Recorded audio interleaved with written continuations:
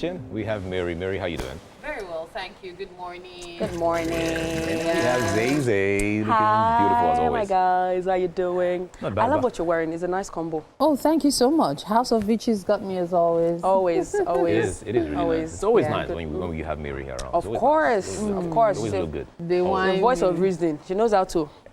He's our model for this house. Yes. I feel like if I see it on this show again one more time, Oh my God. I will just name it the Wake Up Nigeria. You had to go there. All right, now it is time for What's Up and I will About. also still have Chef Free. Yes, we have Chef Praise. How you doing? Oh, you look amazing. She looks amazing. All You the don't- time. Yeah, It's okay. I didn't mention her name. Now People me now say, find okay, trouble. you see now. You turn that compliment to his own. All right. Now, this is the segment of the show called What's Up and About, where we get to talk about what's happening on social media and we just share our comments around yeah. it. I was having a conversation with my dad yesterday, and we were just talking about Buhari's legacy. And, you know, because my dad experienced Buhari when he was ruling the country the first time before he came again. And he was telling me about the different things that he had done. And, you know, of course, with looking away from social media, we're just talking about the different, you know, highlights about his life. And at the end of the day, we concluded the statement by saying he's dead and he's buried. And that just sank something in me. And I was just thinking about life, you know, about legacies, about human beings. How do we want to be remembered when we die? How do we want to be remembered? Some people say, you know, for them, it's about what they do on earth that really matters. Some people say they want to leave a legacy that even when they die, people can always say great things about them. You know, but the question really is, how do we really want to look at life? And how do we want to live life while we're here? So, you know, life is a very funny. I feel like there's somebody somewhere, some people say it's God, that is turning the chessboard. You do this, you do that. And I've always believed that at the end of it all, this stuff of destiny cannot be changed is not exactly true, because there are some choices you can make that can turn your destiny around. But then destiny is not the focus today. It's about life in general. You know, you think you have it all figured out. You think, oh, by the time I'm 70, I'm going to be doing this. By the time I'm 60, I should have done this. By the time I'm 50, oh my goodness. And then death just comes. Not everybody is fortunate to live as long as he has. Yet, not everyone is lucky enough, you understand, to have achieved what he has. And life itself makes you wonder, what exactly are you doing with your life? You find yourself in that point that you're wondering, am I setting the right path towards a better future? Am I affecting lives positively? Starting from those around you, what effect do you have on them? Is it positive? Is it negative?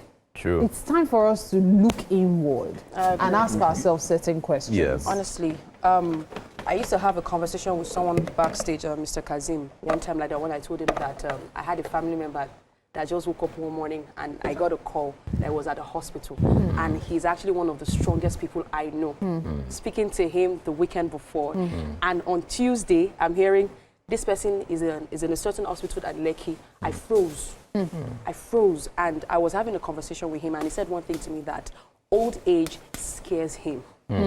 That people always make it look like, yes, we want to live old, But he says old age really, really scares him, because that's when you understand that things that you normally do by yourself, probably need like two people to do it for you. Yeah, or more. Or more. Sometimes. It scares me at this point too, because I saw a loved one who was agile, who would wake up every morning, water the plants in the house, wash the cars, do everything. If there are grandkids at home, he would bathe all the grandkids before going to his farm. I saw him lying on a sick bed, and I froze. All right, let's hear from the chef. Chef Praise, how are you? We just want to hear from See you. how his voice became deeper. Because okay. Chef Praise, Go on. please, Go on. See, I don't know if people are trying to. Now you're talking normally, but go on. Yes, please. We'd just like to hear from you. What do you think about death and, you know, living and life in general?